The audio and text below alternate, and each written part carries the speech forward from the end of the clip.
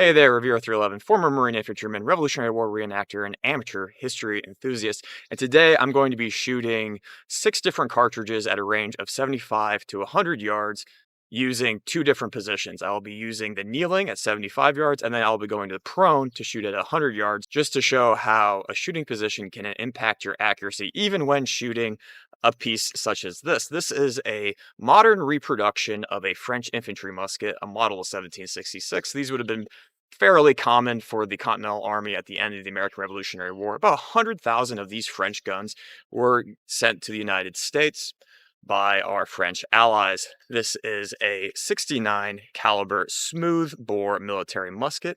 It has a 45-inch barrel, and the entire piece is about 60 inches overall. It weighs about 10 pounds.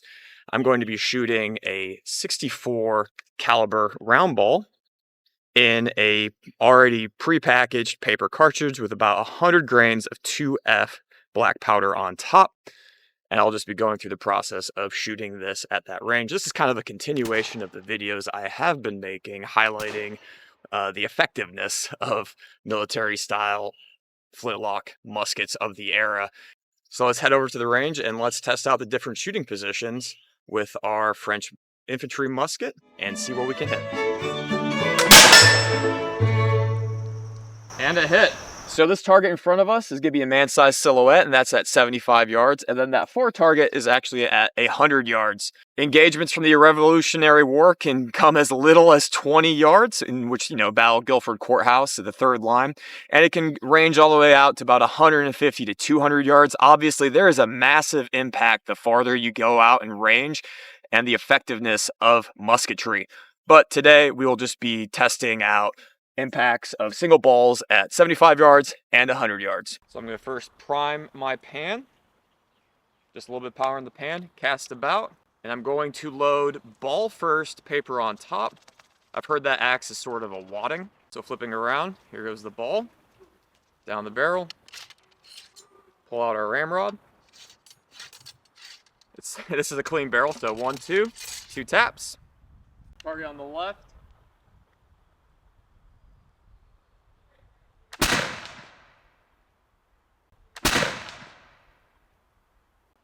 Another paper cartridge. Open the pan. As you can see, there is smoke coming out of the touch hole. Everything is going as it should. Put a little powder in that pan. Cast about. Starting to get sprinkled on, so we'll be able to test how effective this is in the rain. Again, we're going to flip that ball around. Ball down first. Using my finger to get it in. Ramrod out.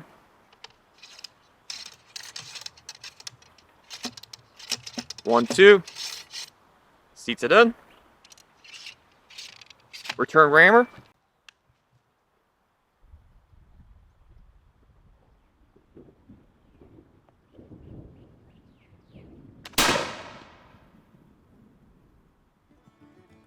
I felt that go. Third shot. Powder down. Flip it around. Ball with paper on top to act as a wadding.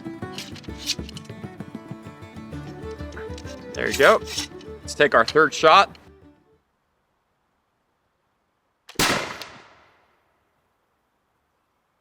Heard that rip through the paper. All right, let's go down range and see how we did. All right, here we are at 75 yards. You can see 1 impact, 2 impact. And that second shot, I definitely felt myself jerk it, and I pulled it off to the left. But 75 yards, you can reasonably expect from the kneeling to hit a man-sized target. This basically lines up with all of the documentation. I mean, we're on a controlled range right now. We're not in a firefight. There's not adrenaline going. It's very relaxing. We're in the state of Iowa. Nothing to worry about. But yeah, 2 hits at 75 yards. I'll take it. So the next course of fire is that we will be adding on another about 25 yards. And the target for you on the far right, off my left shoulder, is about 100 yards away. And we'll be engaging that. All right, we will be taking our first shot from the prone, 100 yards.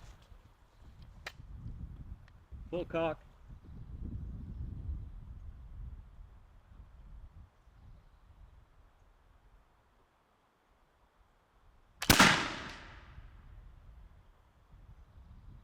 On second thought, we're not going to load from the prone. That's a dumb idea.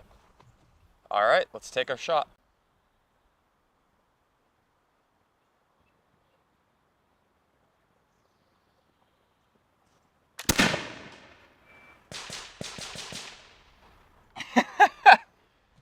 As you can see, we knocked our target down.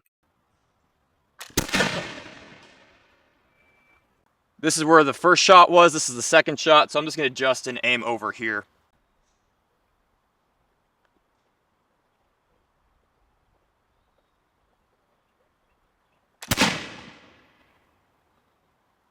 So this will conclude the firing portion of today's test of shooting at 75 and 100 yards.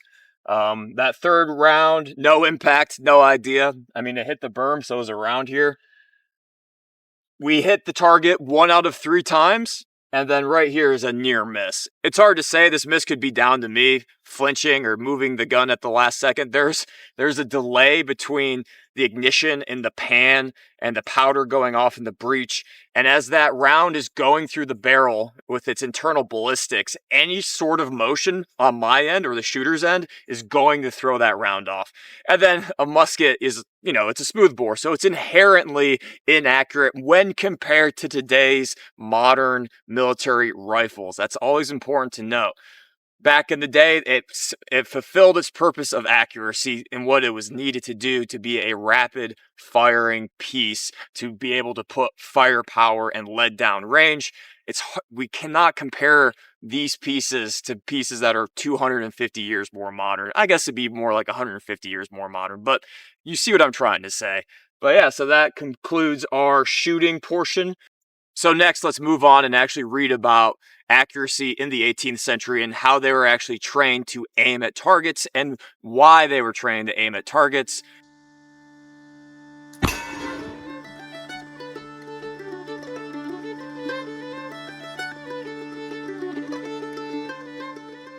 Accuracy did exist in the 18th century. Individual accuracy, aimed shots, that exists in the time frame.